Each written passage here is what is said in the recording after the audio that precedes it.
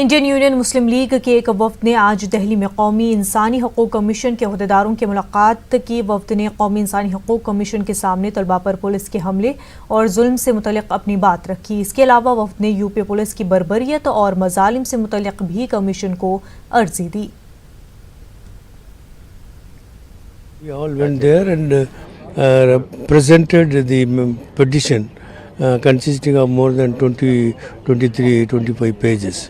In the petition that I presented to the Human Rights Commissioner, we have enumerated what has happened all these days, starting from the university students against JMU, Jawaharlal University, Aligarh, and all these students, how they have been attacked. And without any warning, without any persecution, all these atrocities have taken place. In addition to that, yesterday we have participated in a number of agitation also. Now, today we as a team went to Meerut. In Meerut, 6 people have been killed. The most inhuman way they have been killed. And after this, these people have been taken to the hospital. Without post-mortem, they have been buried.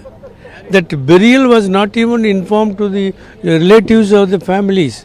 This has happened. Therefore, the most inhuman thing has happened, perpetrated by the police of the UP, that all these matters were represented to the Human Rights Commission. शहरी तरमीमी कानून के निफाज के बाद जहां हुकूमत लोगों को शहरियत देने जा रही है, वहीं आज अलीगढ़ मुस्लिम यूनिवर्सिटी में आज फिर शहरियत कानून के खिलाफ तलबा ने एहतजाज किया। तलबा यूनियन के साबिक नायब सदर कश्मीरी तलबा लीडर सजाद सुबहान राथर ने कहा है कि जो लोग मुल्क को तोड़ना चाहते हैं और यहाँ के जमहूरी निज़ाम को ख़त्म करके मज़हब की सियासत करना चाहते हैं, ऐसे लोगों को इसराइल, अफगानिस्तान या फिर पाकिस्तान भेजा जाए। जो कम्युनल पॉलिसी है, हिंदुस्तान की कम्युनल पॉलिसी नहीं है। हिंदुस्तान की पॉलिसी है कि यह सब देशवासियों को यहाँ पे जगह देता है, क्योंकि ये देश मल्टीकल्चरल देश है। इसमें हर तरह के लोग रहते हैं। यहाँ पे 6 किलोमीटर के बाद ज़बान बदलती है। इस देश में उन लोगों के लिए जगह नहीं है जो मज़हब पे अपनी सियासत करना चाहते हैं। इससे देश बर्बाद होगा। CAA से कितने लोगों को ये सड़कों पे खड़ा करने की कोशिश करे। इससे इन्होंने तो किया कुछ नहीं, ना विकास किया ना कुछ किया। उसको बचाने के लिए CAA ला रहे ताकि लोग इसकी तरफ बढ़े। अलीगढ़ मुस्लिम यूनिवर्सिटी में पहले मरहले में खुले मेडिकल कॉलेज और अजमल खां तिबिया कॉलेज समेत दीगर फैकल्टी के तलबा ने आज भी क्लासेस का पूरी तरह से बाइकॉट किया। दोपहर बाद मेडिकल कॉलेज और तिबिया कॉलेज के तलबा ने रेजिडेंट डॉक्टर्स एसोसिएशन की क़यादत में वाइट कोट मार्च निकाला, जिसमें बड़ी तादाद में मेडिकल कॉलेज के तलबा और तालिबात शरीक हुए।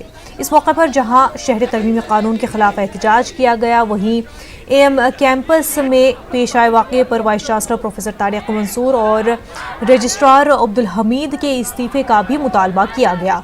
तलबा लीडरान का कहना था कि हम जब तक तहरीक जारी रखेंगे तब तक हुकूमत पीछे नहीं हटेगी।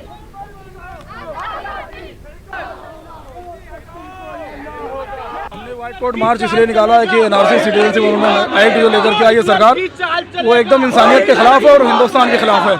और वाइस चांसलर का जुल्म और बर्बरियत आपने सबने देखा, और ये जांच रिपोर्टों में भी शामिल हुआ कि इन लोगों ने जिन पुलिस को बुलाया, उन पुलिस ने कितनी बर्बरता के साथ हमारे स्टूडेंट साथियों पे तोड़फोड़ की मार किया। किसी का सर फूट गया, किसी का हाथ टूट गया, किसी के हाथ को एम्पुटेट करना पड़ा। और इसी को लेकर के हम लोग आए। हमारे इस मार्च का मकसद सबसे पहले तो मेन मुद्दा ये है कि NRC और CAA को वापस लिया जाए। दूसरी बात है, जिस तरह 15 दिसंबर की रात में पुलिस ने VC ने पुलिस को अलाउ किया और हमारे जो भाई बहन उनके साथ मारपीट हुई है, किसी का हाथ पैर तोड़ दिया गया, तो उस ब्रूटलिटी के खिलाफ हम लोग और जैसे कि फर्स्ट फेज में हमारी फैकल्टी खुली है, तो हम इस क्लासेस को बाइकआउट कर रहे हैं और यहाँ पे हम शो करना है कि हम क्लासेस को बाइकआउट कर रहे हैं। हम अपने सारे भाई बहन के साथ खड़े हुए हैं। उल्मा, दानिश्वर और सहाफ़त से जुड़े लोग मानते हैं कि उत्तर प्रदेश की मौजूदा हुकूमत मुख्तलिफ मामलात में दोहरे मयार अपना रही है और पुलिस भी हुकूमत की आलाकार बनकर आईन और दस्तूर के खिलाफ काम कर रही है। नाराज शहरियों के मुताबिक एक तरफ तो BJP और उसकी हमनवा तंजीमों के अराकीन को किसी भी तरह का मुजाहरा और एहतजाज करने की खुली आज़ादी है, और दूसरी जानिब लोगों को खामोशी से एहतजाज करने और अपनी बात कहने से भी रोका जा रहा है। ये तरीक़ाकार गैर दस्तूरी भी है और गैर जमहूरी भी। बीजेपी की हुकूमत चल रही है, वो अपने लीडरों को सहूलियात फराहम करती हैं, उनके लिए रास्ता हमवार करती हैं, उनके लिए कोई कैद व शर्त नहीं है, उनके लिए कोई बंधन नहीं है। जो चाहें कहें, जो चाहें बयान दें। मुसलमानों के ख़िलाफ़, हिंदू भाइयों के ख़िलाफ़, सबके ख़िलाफ़ वो बयान दे रहे हैं। सरकार का दोहरा म्यार है, दोहरे मापदंड अपना रही है। एक तरफ तो जो लोग शराफत से, खामोशी से प्रदर्शन कर रहे हैं, गांधी के पद चिन्हों पर चल करके गांधी के चरणों में बैठना चाहते हैं, उनको पुलिस रोक रही है, मार रही है और अरेस्ट कर रही है। और एक तरफ पार्टी के समर्थक लोग खुलेआम तलवारें लेकर के, लाठियाँ लेकर के, गने लेकर के सड़कों पर निकल रहे हैं और बदतमीजी कर रहे हैं, प्रदर्शन कर रहे हैं, नारे लगा रहे हैं। ये अफसोस की बात है कि मतलब उनको खुली छूट दे रखी है। ये सरकार में बैठे लोगों को शर्म आनी चाहिए इस बात से कि ये दोहरा म्यार क्यों अपना रहे हैं।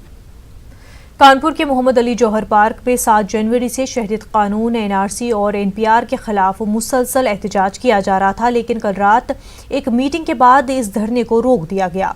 एहतजाज के जिम्मेदारों का कहना है कि आंदोलन खत्म नहीं किया गया, बल्कि इसे कुछ दिनों के लिए रोक दिया गया है। उन्होंने कहा कि जल्द ही बड़ी जगह पर गैर मुअय्यना मुद्दत के लिए तारीखी मुजाहिरा किया जाएगा।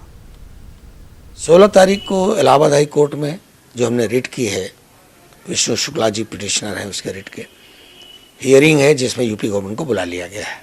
उसकी तैयारी करनी है। समिति के 13 लोगों में 10 ही लोग सक्रिय होते हैं, 2-3-4 लोग तो निष्क्रिय भी रहते हैं। और 16 तारीख को ही दिल्ली पंजाब हाई कोर्ट के retired chief justice public hearing कर रहे हैं दिल्ली में।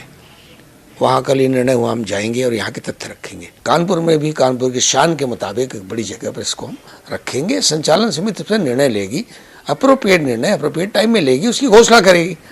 तो ये गलतफहमी लोगों को है कि ये शायद धरना ख़त्म कर दिया गया है। आंदोलन नहीं ख़त्म हुआ, धरने को सस्पेंडेड किया गया सामयिक। मुल्क की गिरती मईशत की फिक्र करते हुए कानपुर के कर्नलगंज गारमेंट्स मैन्युफैक्चरर फेयर लगाने का फैसला किया गया है। शहर के एक होटल में ये फेयर लगाने का फैसला किया गया है। इस मेले में दूसरी रियासतों के ताजिर भी शिरकत करेंगे। कारोबारी कमेटी ने प्रेस कॉन्फ्रेंस करके कहा कि 15 और 16 जनवरी को एक फेयर लगाया जाएगा। 2 साल पहले व्यापार गिरा, उससे जीडीपी तो डाउन होती जाएगी। अभी 2020 आया है, इंटरनेशनल रिपोर्ट आई है कि 5 पे आ गई है जीडीपी। अगर व्यापार नहीं रहेगा तो और गिरेगी। इसी को हम लोग सुधार करने के लिए 15-16 जनवरी होटल लैंडमार्क एक फेयर का आयोजन कर रहे हैं, जिससे बहुत लोगों को व्यापार मिलेगा, रोजगार मिलेगा। जो टैक्स है उसमें भी इजाफा होगा। जब व्यापारी खुश होगा तो गवर्नमेंट के टैक्स में बहुत बढ़ोतरी होगी।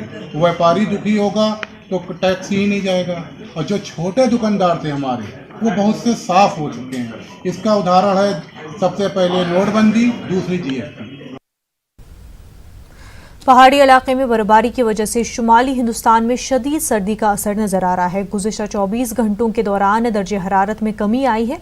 वहीं कोहरा और धुंध की वजह से सड़कें सुनसान हैं। शदीद सर्दी की वजह से आम जिंदगी मुतासिर हुई है।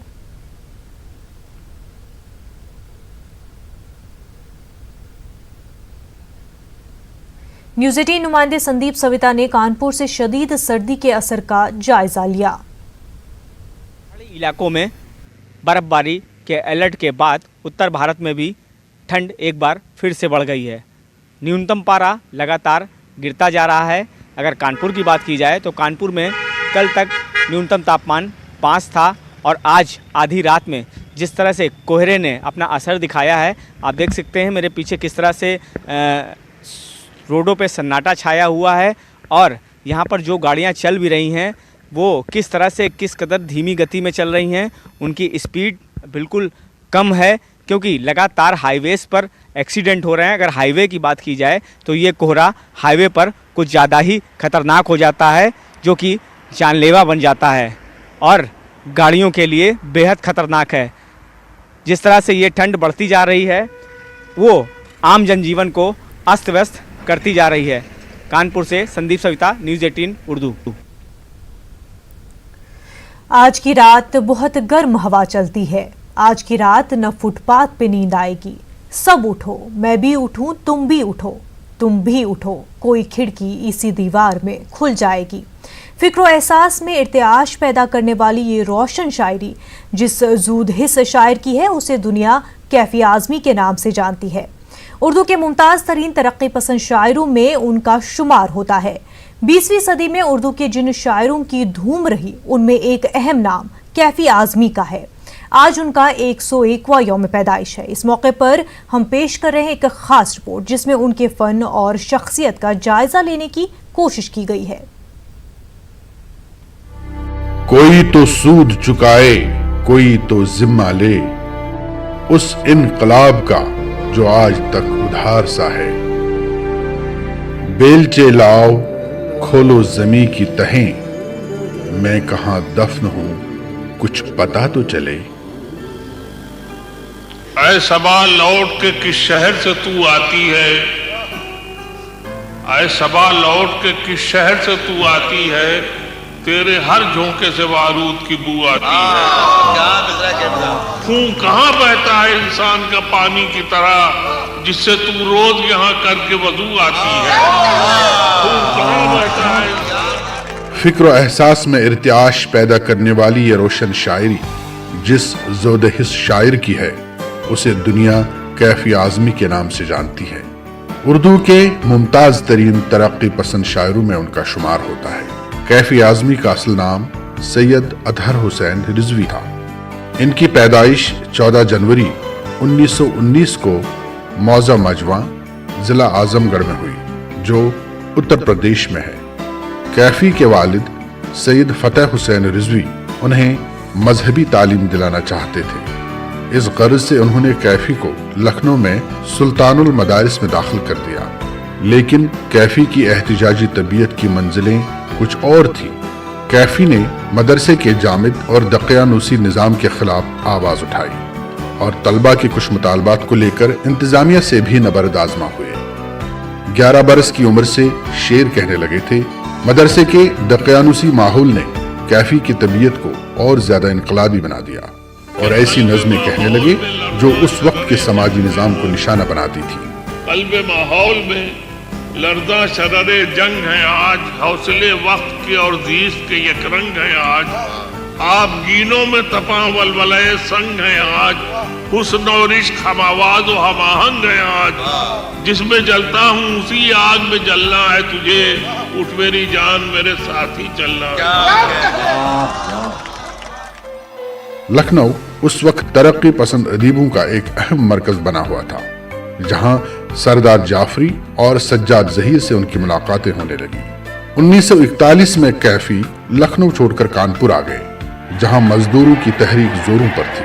कानपुर की फजा उन्हें बहुत रास आई और वहां रहकर उन्होंने मार्क्सी लिटरेचर का गहराई से मुताला किया। 2 साल बाद सरदार जाफरी और सज्जाद जहीर के कहने पर कैफी मुंबई आ गए और बाकायदा तौर पर तरक्की पसंद तहरीक से वाबस्ता हो गए। उन दिनों कैफी को शदीद माली मुश्किलात से गुजरना पड़ा। परेशानियों के दिनों में ही उनकी शादी शौकत आजमी से हुई, जो स्टेज ड्रामों और अदाकारी में गहरी दिलचस्पी रखती थी। शौकत ने दुख सुख में शौहर का पूरा साथ दिया। हालात ने वो वक्त भी दिखाया जब कैफी को एक मुशायरे में 80 रुपए के मुआवजे पर बुलाया गया, मगर वो इसलिए शरीक न हो सके कि उन्हीं दिनों उनकी बेटी शबाना आजमी पैदा हुई थी और कैफी को पेशगी रकम के 40 रुपए घर में खर्च करने पड़े। बाद में खत लिखकर उन्होंने माजरत की और पेशगी रकम की वापसी का वादा किया। कुछ अरसा बाद कैफी को फिल्म साज शाहिद लतीफ की फिल्म बुज़दिल में 2 गाने लिखने का मौका मिला। आहिस्ता आहिस्ता कैफी की फिल्मों से वाबस्तगी बढ़ती गई। उन्होंने गानों के अलावा कहानी, मकालमे और मंजरनामे भी लिखे। कागज के फूल, गर्म हवा, हकीकत, हीर रांझा जैसी फिल्मों के नाम आज भी कैफी के नाम के साथ लिए जाते हैं। दुनिया ये महफिल मेरे काम की नहीं, मेरे काम की नहीं। हीर रांझा की खास बात यह है कि यह हिंदुस्तानी सिनेमा की वाहिद मंजूम फिल्म है जो कैफी आजमी ने बड़ी महारत से इसके मंजूम मकाल में लिखे थे। उससे कहना कि गेहूं के खेतों का रंग, तिलमिलाती हुई तितलियों की उमंग। उससे कहना कि झरनों का चंचल शबाब, घाट की ताजगी, आबरूए चनाब। उससे कहना कि झूलों की अंगड़ाइयां और उड़ते दुपट्टों की शहनाइयाँ उससे कहना। कैफी को बहुत से एजाजात भी मिले, जिनमें पद्मश्री का खिताब, अफ्रो एशियाई मुसन्निफीन की अंजुमन का अवार्ड और सोवियत लैंड नेहरू अवार्ड शामिल हैं। झनकार, आखिर शब, सरमाया, इबलीस की मजलिस शौरा का इजलास उनके मजमुआत कलाम है। 10 मई 2002 को मुंबई में कैफी आजमी का इंतकाल हो गया। उन्होंने बड़ी बाअसूल और आदर्श जिंदगी गुजारी। मार्क्सिज्म से मुकम्मल जहनी वाबस्तगी के इजहार के लिए कैफी आजमी की वसीयत के मुताबिक कम्युनिस्ट पार्टी की मेंबरशिप का कार्ड उनके जस्ते खाकी के साथ दफन किया गया। इस नजरियाती वाबस्तगी के बावजूद उनका कलाम आफाकी हैसियत रखता है और उनके चाहने वालों में हर नजरिए के लोग शामिल हैं। पाया भी उन्हें, खो भी दिया, चुप भी हो रहे, एक मुख्तसर सी रात में सदियां गुजर गई।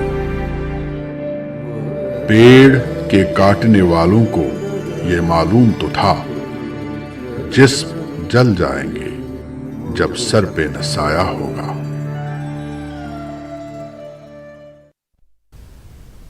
वक्त हो गया बिहार की खबरों का, तो नजर डालते हैं सुर्खियों पर। बिहार में तेजस्वी को लेकर संजय पासवान के बयान पर सियासी घमासान। जेडीयू ने जताया सख्त एतराज, बीजेपी की आला क़यादत से कार्रवाई की मांग।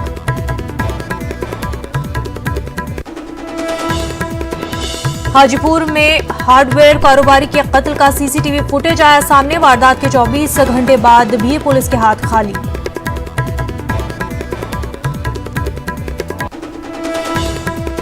लखीसराय में कैदी की मौत के बाद सड़क पर हंगामा और तशद्दुद। मुश्तइल अफराद ने पुलिस को पीटा, काफी देर तक मची रही अफरा तफरी।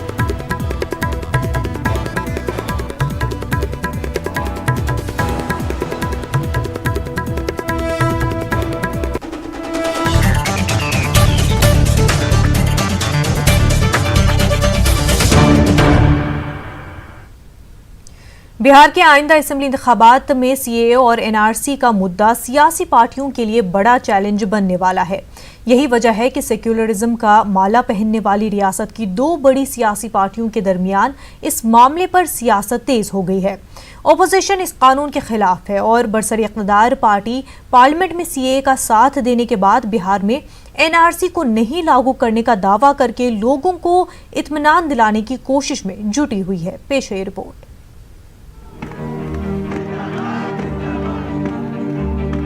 बिहार के कई अजला में सीएए और एनपीआर और एनआरसी के मामले पर एहतजाज हो रहा है। पटना के सब्जी बाग और हारून नगर में खवातीन शाहीन बाग की तरह धरने पर बैठी हैं।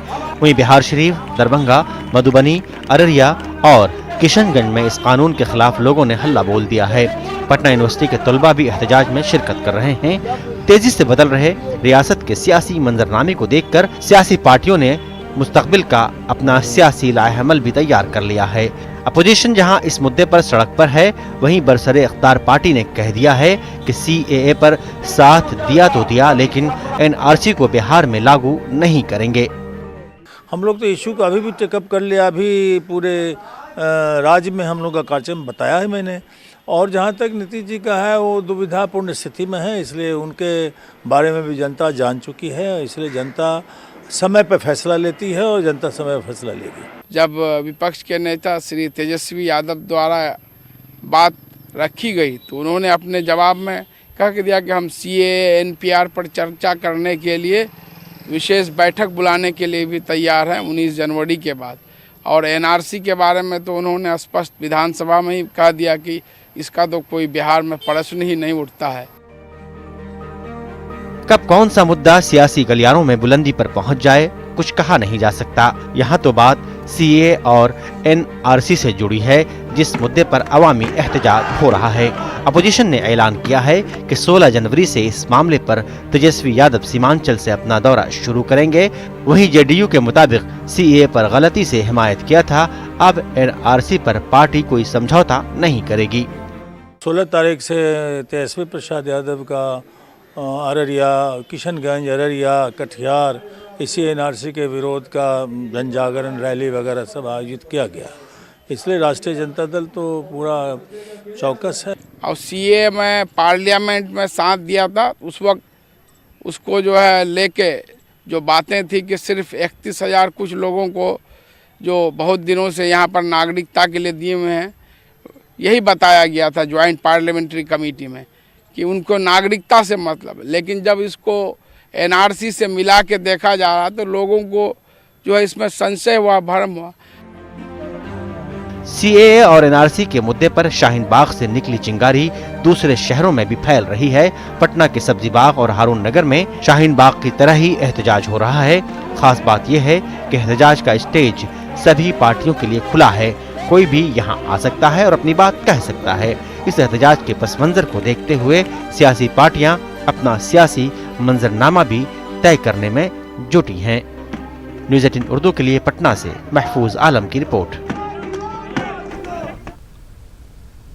शहरियत कानून, एनपीआर और एनआरसी के खिलाफ बिहार समेत मुल्क भर में एहतजाज हो रहा है। पटना के अबुल कलाम रिसर्च फाउंडेशन ने बिहार के सभी एमएलए और एमपी से मुलाकात कर इस कानून के बारे में बात करने का एक सिलसिला शुरू किया है। फाउंडेशन ने दावा किया है कि अवाम सिर्फ वोट बैंक तक महदूद नहीं रहेंगे, बल्कि अब अरबाब इक़्तिदार से सवाल भी किया जाएगा।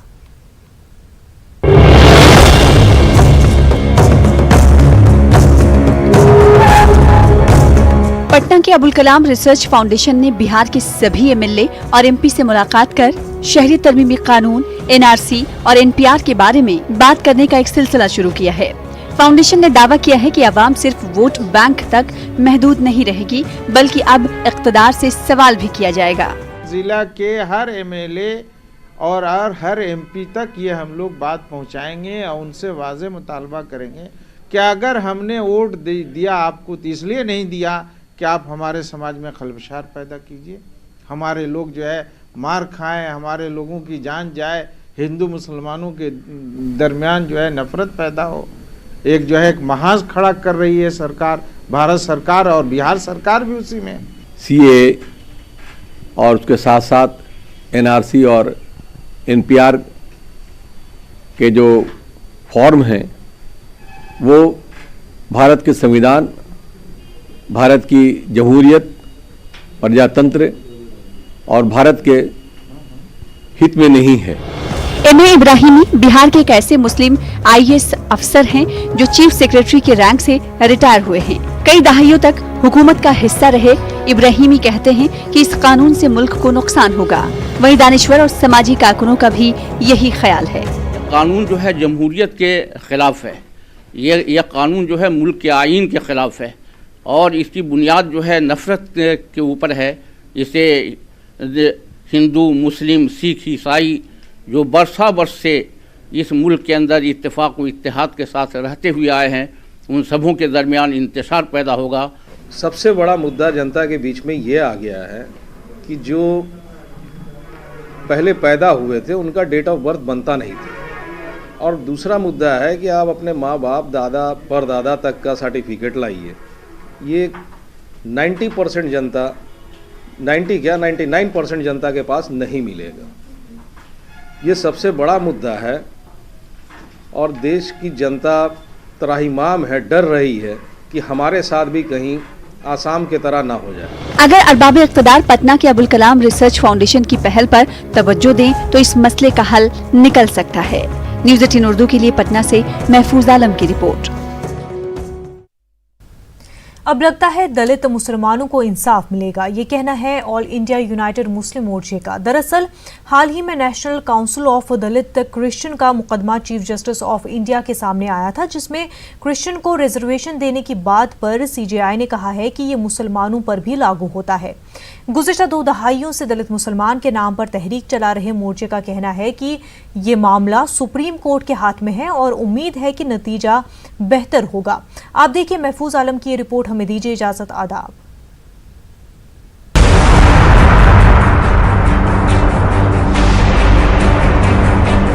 गुज़िश्ता 25 साल से दलित मुसलमानों को इंसाफ दिलाने के लिए एड़ी चोटी का जोर लगा रही ऑल इंडिया यूनाइटेड मुस्लिम मोर्चे का कहना है कि सियासी पार्टियों और हुकूमतों ने तो उनकी बात नहीं सुनी, लेकिन अदालत जरूर दलितों को इंसाफ देगी, इसमें शक नहीं।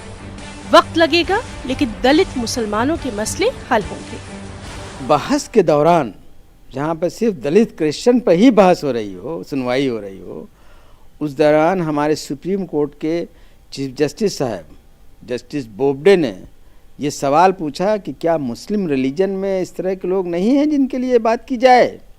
तो ये सुप्रीम कोर्ट के चीफ जस्टिस के जहन में आ जाना, ये हम लोगों के लिए बहुत उम्मीद की बात हो जाती है। और हमें उम्मीद लगता है कि जस्टिस बोबडे साहब जो हमारे चीफ जस्टिस हैं, वो इस पर अनकरीब में फैसला सुना देंगे। ऑल इंडिया यूनाइटेड मुस्लिम मोर्चे के मुताबिक अयोध्या मुद्दे से दलित मुसलमानों का मुद्दा जुड़ा हुआ है। मोर्चे का कहना यही है कि अयोध्या का फैसला तो आ गया, अब अदालत दलित मुसलमानों के मामले पर भी फैसला करके दलितों के साथ जल्द से जल्द इंसाफ करे। हम लोगों ने हमेशा ये आवाज़ उठाई कि अयोध्या का मसला 1949 का था और दफ़ा 341 का मसला जो है 1950 का है। दोनों मामलात में सिर्फ 8 साढ़े 8 महीने का फ़र्क है। तो एक मामला तो सुप्रीम कोर्ट ने हल कर दिया, अब ये दूसरा मामला है। अगर इसको हल नहीं करती है सुप्रीम कोर्ट, तो हम समझें कि अधूरा का ये अयोध्या का मसला जो है वो उसका हल होना अधूरा रह गया है। क्योंकि कहीं न कहीं पर हम लोगों को ये एहसास है, ये हम लोगों की फाइंडिंग है कि अयोध्या में 1949 में जो विवाद उठा था मस्जिद को लेकर, उसी के रिपरकशन में रद्द अमल में दफ़ा 341 पर मजहबी कैद लगाई गई थी। मुल्क को आज़ाद हुए 7 दहाई से ज़्यादा का अरसा हो गया है, लेकिन दलित मुसलमानों के म्यार ज़िंदगी में कोई बड़ा बदलाव देखने में नहीं आया। तालीमी, समाजी और इक्तिसादी मामले में मुसलमानों का ये तबका निहायत पसमानदगी का शिकार रहा है। मोर्चे के मुताबिक शेड्यूल कास्ट की फहरिस्त में मुसलमानों की उन जातों को भी शामिल किया जाना चाहिए जो कि समाज के आखिरी पायदान पर खड़े हैं।